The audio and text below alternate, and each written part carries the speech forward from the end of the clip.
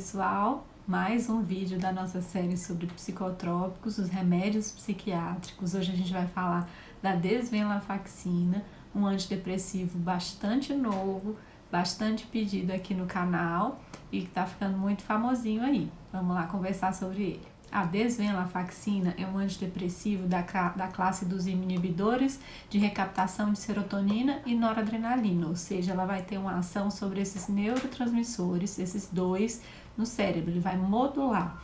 A gente não costuma falar que aumenta ou diminui, porque a intenção é modular, é chegar no nível certo, no nível adequado da noradrenalina e da serotonina no cérebro.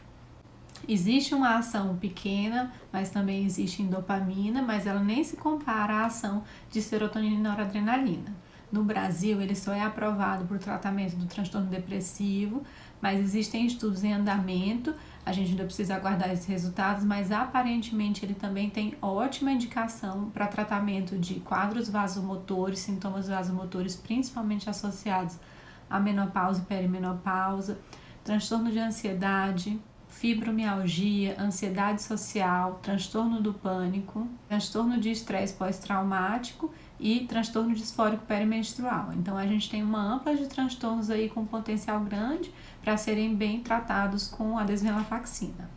Como os outros antidepressivos, ele também precisa daquele tempo de 2 a 4 semanas pelo menos para a gente começar a fazer efeito.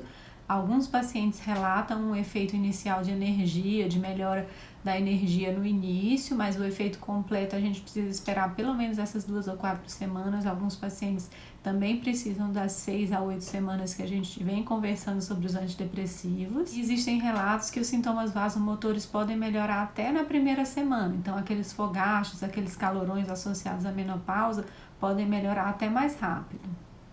É uma medicação interessante para ser usada sozinha no tratamento dos transtornos, principalmente a depressão, mas a associação também pode ser interessante. A gente costuma associar com medicações para o sono ou para o controle da ansiedade, isso não é incomum na psiquiatria. Com a desvenlafaxina também é comum. Então, uma das coisas que a gente tem que ter atenção antes de começar o tratamento e durante o tratamento é o controle da pressão do paciente. O paciente hipertenso não controlado, ele pode descompensar ainda mais a pressão.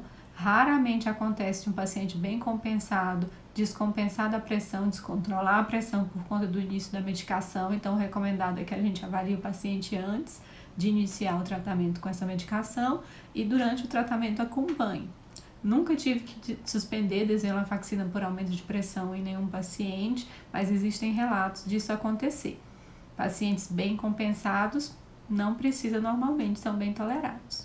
Em termos de efeitos colaterais, o que a gente tem que lembrar sempre é boca seca, constipação intestinal. Alguns pacientes podem se queixar de insônia, já que é um remédio mais ativador. Esse efeito da noradrenalina costuma ser mais ativador. Mais raramente os pacientes se queixam de náusea, vômito, sudorese também pode acontecer.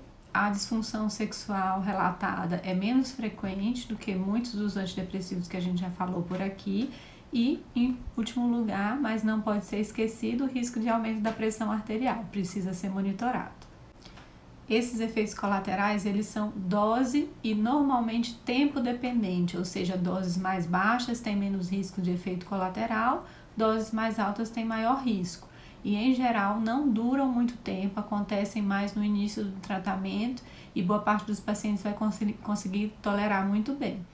A dose, em geral, varia de 50 a 100 miligramas. Existem alguns estudos tentando mostrar que doses maiores também são mais efetivas, mas isso ainda é incerto. Na verdade, às vezes, quando o paciente responde bem, responde parcialmente, a gente até tenta aumentar um pouco mais, mas a maior indicação é entre 50 e 100 miligramas. As apresentações que a gente tem no Brasil são essas, de 50 e de 100 miligramas. E uma das principais perguntas que os estudantes, até que os pacientes que já usaram vários remédios fazem é qual que é a diferença, né, da venlafaxina para desvenlafaxina? Por que tem esse nome tão parecido?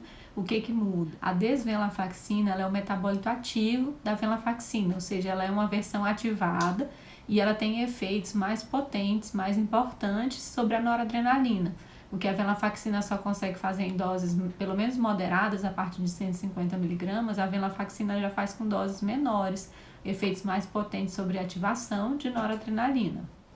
É um remédio que ainda não é indicado para uso na infância, mas em idosos ele é aprovado sim, normalmente em doses mais baixas. A maioria dos meus pacientes idosos que estão em uso de desvenlafaxina fica muito bem com 50 miligramas. E de efeitos mais importantes, o que a gente tem aí é esse efeito ativador, porque é um remédio que dá pouco sono, alguns pacientes podem até ter insônia, e baixo risco de ganho de peso. Uma atenção que a gente tem que ter também é do risco. O paciente que ingere quantidade muito grande pode ter um risco de intoxicação até alto. Lá na Inglaterra foi até proibida a venda da medicação por conta desse risco. Então, não são todos os países em que ele está disponível. Então, a medicação é extremamente interessante para quadros depressivos com sintomas vasomotores, também é interessante para quadros depressivos associados à dor, depressão com muita apatia, falta de energia, dificuldade de concentração. Existem alguns estudos ainda em andamento tentando mostrar um efeito benéfico para pacientes ansiosos ou deprimidos com TDAH concomitante, né? O efeito noradrenérgico sempre vai ser um benefício aí para esses pacientes, além do efeito pequeno dopaminérgico. Se você achou esse vídeo interessante, comenta aqui, deixa suas dúvidas nos comentários, ou se achar que esse vídeo vai ser importante para alguém, encaminha. Até mais!